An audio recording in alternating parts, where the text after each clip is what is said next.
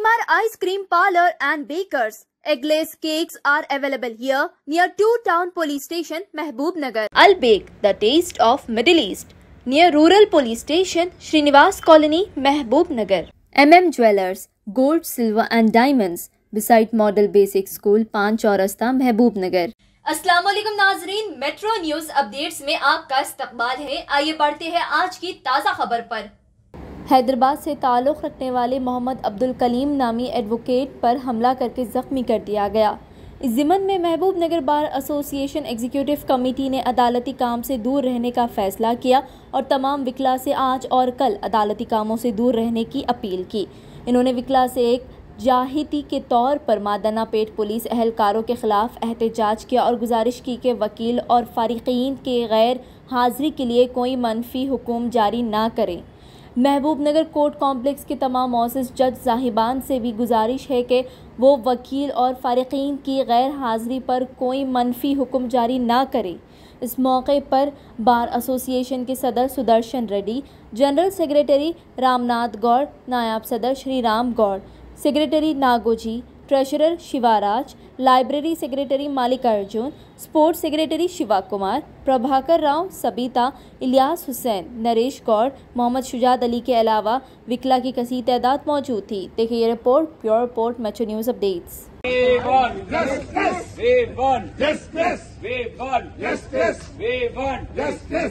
న్యాయవాదిపై దాడి చేసిన పోలీసులను వెంటనే న్యాయవాదిపై దాడి చేసిన పోలీసులను వెంటనే న్యాయవాదిపై దాడి చేసిన పోలీసులను వెంటనే మీడియా మిత్రులకు నమస్కారం। ఇవాళ రాష్ట్ర వ్యాప్త బార్ అసోసియేషన్లన్నిటి పిలుపు మేరకు ఇవాళ నిన్న తోటి న్యాయవాది అబ్దుల్ ఖదీర్ నాంపల్లి కోర్టు పనిచేసే వ్యక్తిని పోలీసు వాళ్ళు అకారణంగా ఇంటికి వెళ్ళి ఈడ్చుకుంటూ తీసుకురావడం జరిగింది। కారణం ఏదైనా ఏమున్నా కూడా ఒక న్యాయవాదిపై దాడి చేయడం చాలా హేయమైన చర్య। దాని నిరసనగా అన్ని తెలంగాణ రాష్ట్రంలో ఉన్న 33 జిల్లాల మా సంఘాలన్నీ కూడా కోర్టు విధులు బహిష్కరిస్తున్నాము। అందులో భాగంగా మహబూబ్నగర్ బార్ అసోసియేషన్ తరపు నుంచి ఇవాళ రేపు 2 రోజులు అంటే వాళ్ళ చర్య నిరసిస్తూ విధులన్నీ బహిష్కరించినాం। దానిలో భాగంగానే మొదటగా గతంలో ఎన్నోసార్లు కూడా మేము బైకాట్లు చేస్తున్నాము, అన్నీ చేస్తుంటే కూడా ఎటువంటి అంటే న్యాయవాదులకు ఒక చట్టం అనేది లేదు। ఎక్కడ ఎవరు ఏదన్నా కూడా ఒక చట్టం అనేది రావడం జరుగుతుంది। మేము ఒక న్యాయాన్ని రక్షించే న్యాయవాదులు మాకు రక్షణ లేని చట్టం మాకుంది। దానిపైన పోరాటం చేయాలని ఇంతకుముందే నిర్ణయం జరిగింది। దానిలో భాగంగా ఆల్ బార్ అసోసియేషన్ ఫెడరేషన్స్ శనివారం నాడు వరంగల్లో మీటింగ్ పెట్టడం జరిగింది।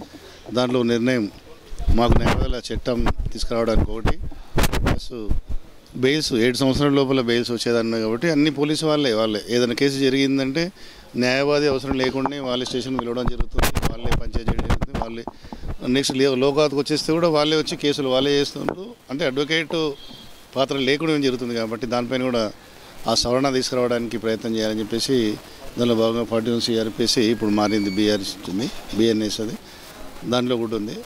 ఇంకా మిగతా అన్ని అసోసియేషన్ కూడా మా ఇబ్బంది ఏంటంటే మాకు ఒక బార్ కౌన్సిల్ ఆఫ్ తెలంగాణ అనేది ఉంది। 5 సంవత్సరాలకు ఒకసారి ఎలక్షన్ జరుగుతాయి। వాళ్ళు ఎలక్షన్లప్పుడు వచ్చి ఓట్లు వేపించుకుంటారు, వెళ్ళిపోతున్నారు। కానీ న్యాయవాదులకు ఏమైనా ప్రాబ్లమ్స్ ఉందంటే ఎవరు కూడా స్పందించట్లే। దాంట్లో భాగంగా ఫెడరేషన్ ఆఫ్ తెలంగాణ అన్నీ కూడా ఇక్కడున్న న్యాయవాదులు అంటే ప్రతి బార్ అసోసియేషన్ నుంచి కూడా అందరం పాత్ర పోషించుకొని న్యాయవాదుల కొరకై తీవ్రంగా చర్యలు చేపడుతున్నాం।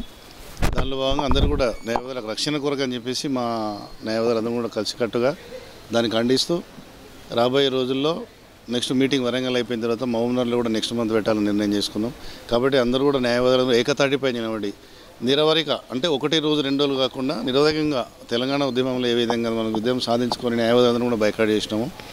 అన్నీ కూడా అంటే మన పిలుపు అంటే న్యాయవాదులకి నష్టం జరుగుతుంది అనేది ఒక వాయిస్ వెళ్ళాలనే ఉద్దేశంతోన దసరా తర్వాత ఒక ప్రోగ్రాం చేద్దామని అనుకుంటున్నాం। కాబట్టి దాని భాగంగా నవంబర్ 1 నుంచా మా నిర్ణయం చేసిన తర్వాత అప్పుడు నిధులు బహిష్కరించు చట్టం వచ్చే వరకు కూడా పోరాటాలని నిర్ణయం చేసుకున్నాం। ధన్యవాదాలు। మీడియా మిత్రులకు నమస్కారాలు। ఈరోజు ఒక న్యాయవాది మీద దౌర్జన్యం అనేటువంటిది చాలా కాలంగా జరుగుతూ ఉంది। నిజంగా కూడా న్యాయవాదులు న్యాయాన్ని పరిరక్షించేటువంటి న్యాయవాదుల మీద ఈ రకమైనటువంటి అన్యాయంగా ఈ రకంగా పోలీసు వాళ్ళు దౌర్జన్యం చేసి కొట్టడం అనేటువంటిది అప్రజాస్వామ్యం। నిజంగా గతంలో కూడా ఒక న్యాయవాది దంపతులు వారు కేసు కొరకు పోరాడుతుంటే వాళ్ళని హత్య చేయడం కూడా జరిగింది. ఇటువంటి అనేక రకమైన సంఘటనలు దాదాపుగా ఈ ఒక సంవత్సరంలో పట్టిన దాదాపు 5-6 కేసుల్లో పట్ల అడ్వకేట్లను అటాక్ చేయడం అనేటువంటిది జరుగుతుంది. దీని మీద కూడా మేము చాలా కాలంగా డిమాండ్ చేసేది ఏమంటే అడ్వకేట్లకు పరిరక్షణ అన్నటువంటిది ఉండాలి. ప్రతి సంఘానికి కానీ ప్రతి వృత్తిలో కానీ పరిరక్షణ ఉంది. మనం చూసినాం మొన్న ఢిల్లీలో ఒక డాక్టర్ పైన చేసినటువంటి అత్యాచారం మీద ఎంత పెద్ద ఎత్తున జరుగుతున్నా ఇంకా ప్రజల లోపల ఈ రకమైనటువంటి ప్రభుత్వాల లోపల సరైనటువంటి స్పందన లేదు.